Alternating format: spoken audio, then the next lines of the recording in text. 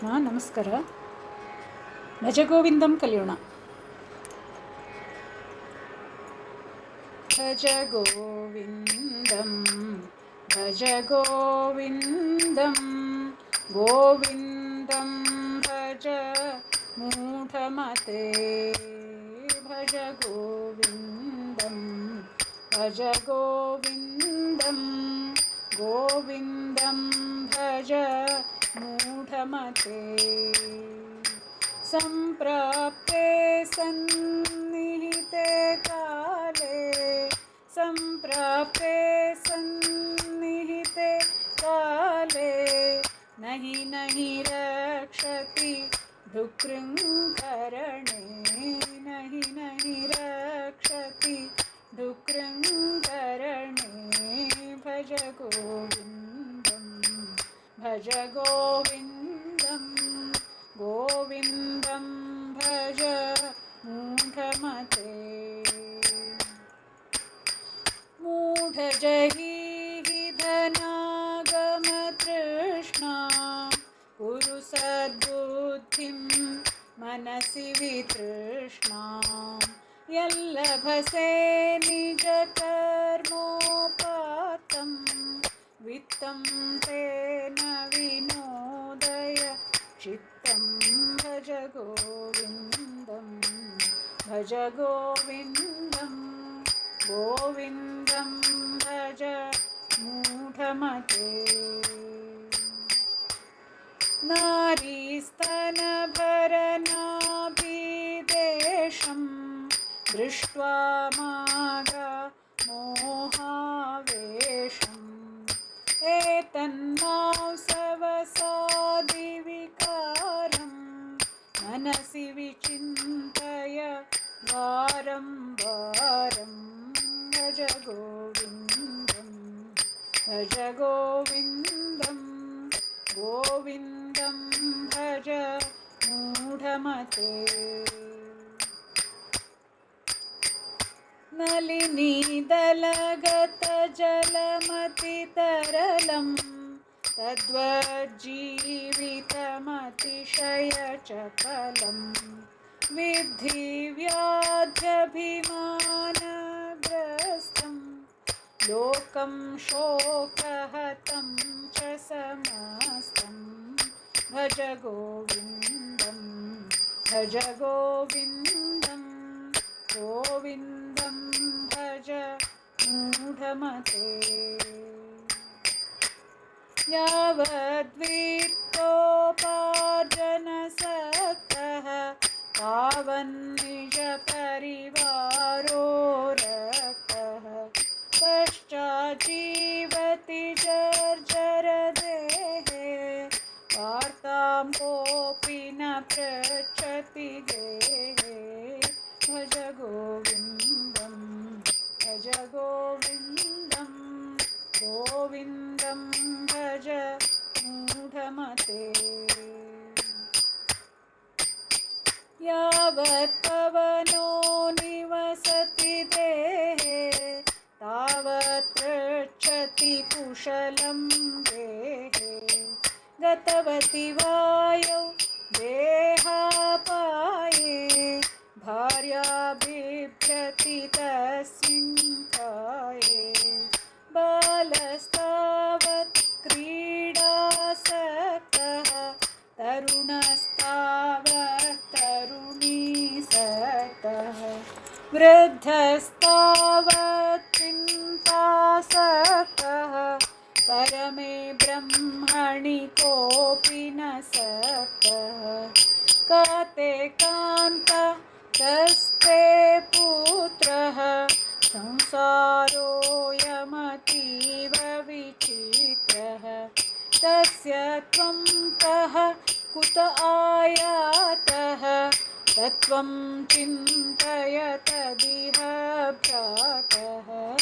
भज गोविन्दं भज गोविन्दं गोविन्दं भज मूढमते. सत्सङ्गत्वे निस्सङ्गत्वं निस्सङ्गत्वे निर्मोहः. निश्चलतत्त्वं निश्चलतत्त्वे जीवन्मुक्तिः वयसि गते कः कामविकारः शुष्के नीरे कः कासारः क्षीणे वित्ते कः परिवारो ज्ञाते तत्त्वे कः संसारः भज गोविन्दं भज गोविन्दं गोविन्दं भज मूढमते मा कुरु धनजनयौवनगर्वं हरति निमेषात् कालः सर्वं मायामयमिदमखिलं भूत्वा ब्रह्मपदं त्वं प्रविश विदित्वा दिनयामिन्यो सायं प्रातः शिशिरवसन्तौ पुनरायातः कालक्रीडति गच्छत्यायुः तदपि न मुञ्चति आशावायुः काते कान्ता धनगतचिन्ता वातुलकिं तव नास्ति नियन्ता त्रिजगति सज्जनसङ्गतिरेका भवति भवार्णवतरणे नौका भज गोविन्दं भज गोविन्दं गोविन्दं भज मूढमते जटिलो मुण्डीलुञ्चितकेशः काषायाम्बरबहुकृतवेषः पश्यन्नपि च न पश्यति मूढः उदरनिमित्तं बहुकृतवेषः अङ्गं गलितं फलितं मुण्डं दशनविहीनं जातं तुण्डं वृद्धो याति गृहीत्वा दण्डं तदपि न मुञ्चति आशापिण्डं भज गोविन्दं भज गोविन्दं गोविन्दं भज मूढमते अग्रे वह्निः पृष्ठे भानुः रात्रौ चुबुकसमर्पितजानुः करतलभीक्षः तरुतलवासः तदपि न मुञ्चति आशापाशः कुरुते गङ्गा सागरगमनं व्रतपरिपालनमथवा दानं ज्ञानविहीनः सर्वमतेन भजति न मुक्तिं जन्मशतेन भज गोविन्दं भज गोविन्दं गोविन्दं भज मूढमते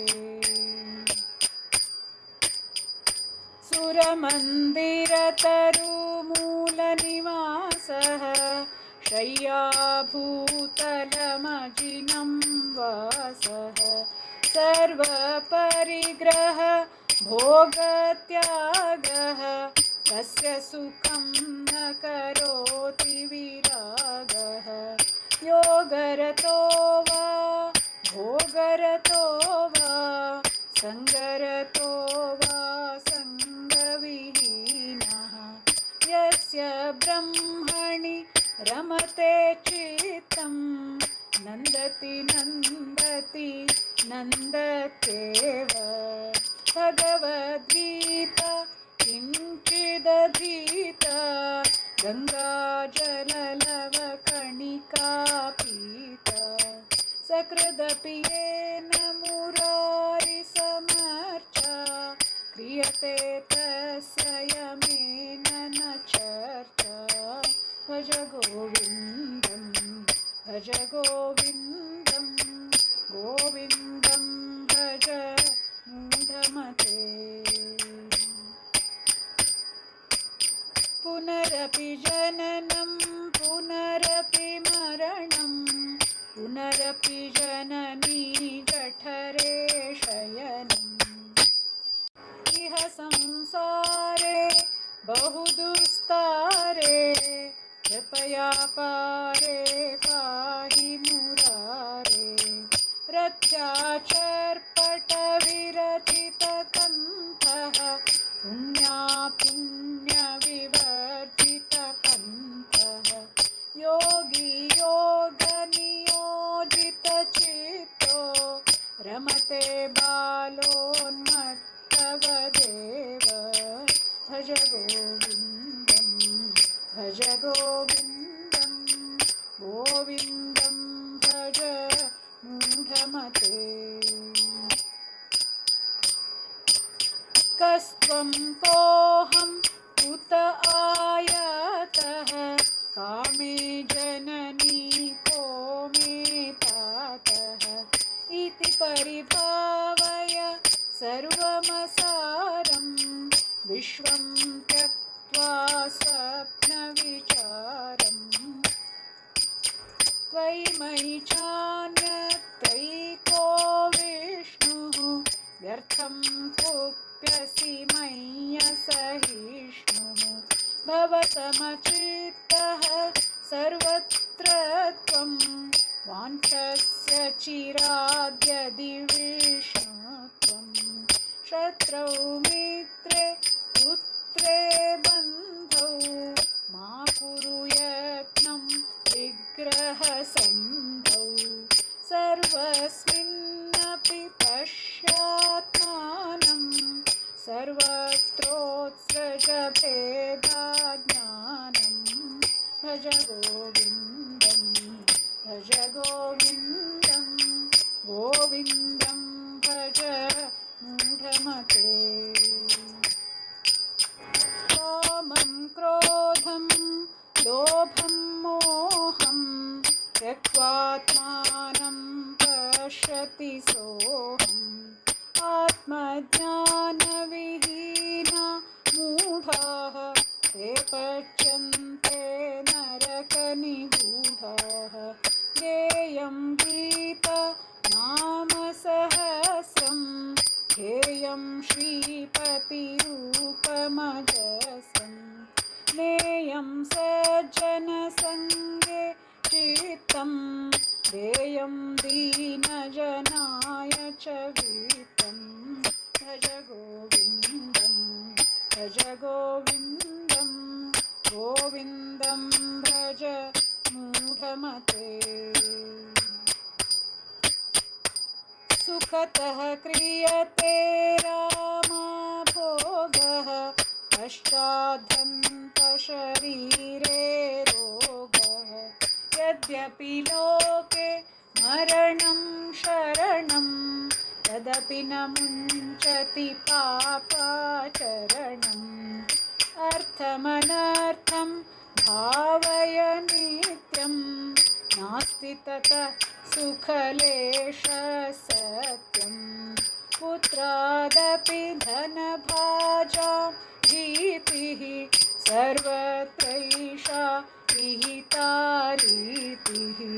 भज गोविन्दं भज गोविन्दं गोविन्दं भज मूढमते। प्राणायामं प्रत्याहारं नित्यानित्यविवेकविचारं जाप्यसमेतसमाधिविधानं पूर्ववधानं महदवधानं। भज गोविन्दं भज गोविन्दं गोविन्दं भज मूढमते। गुरुचरणाम्बुज निर्भरभक्तः संसारादचिराद्भवमुक्तः। सेन्द्रियमानसनियमादेवं रक्षसि निज हृदयस्थं देवं रक्षसि निज हृदयस्थं देवं भज गोविन्दं भज गोविन्दं गोविन्दं भज मूढमते भज गोविन्दं भज गोविन्दं गोविन्दं भज मूढमते सम्प्राप्ते सन्निहिते काले नहि नहि रक्षति दुःखकरणे नहि नहि रक्षति दुःखकरणे भज गोविन्दं भज गोविन्दं गोविन्दं भज मूढमते भज गोविन्दं भज गोविन्दं गोविन्दं भज मूढमते गोविन्दं भज मूढमते ಶ್ರೀಕೃಷ್ಣಾರ್ಪಣಮಸ್ತು. ಧನ್ಯವಾದಗಳು. ಇದು ಸುಲಭವಾಗಲಿ, ಎಲ್ಲರಿಗೂ ಹೇಳಲಿಕ್ಕೆ ಸಾಧ್ಯ ಆಗಲಿ ಅಂತ ಈ ದಾಟಿಯನ್ನು ಮಾಡಿ ಹೇಳಿದ್ದೇನೆ. ತಪ್ಪಿದರೆ ಕ್ಷಮಿಸಿ. ಹಾಗೆ ಶ್ರೀಕೃಷ್ಣನಿಗೆ ಅರ್ಪಿಸ್ತೇನೆ ಅಂತ ಹೇಳಿ. ಇದರ ಅರ್ಥನೂ ತುಂಬ ಚೆನ್ನಾಗಿದೆ. ಎಲ್ಲರೂ ಅರ್ಥವನ್ನು ನೋಡಿ ಆಗ ಇನ್ನೂ ಹೆಚ್ಚು ಭಕ್ತಿ ಶ್ರದ್ಧೆಯಿಂದ ಆ ಭಗವಂತನ ಧ್ಯಾನ ನಮಗೆಲ್ಲರಿಗೂ ಬರುತ್ತೆ ಅಂತ. ಹರೇ ಕೃಷ್ಣ.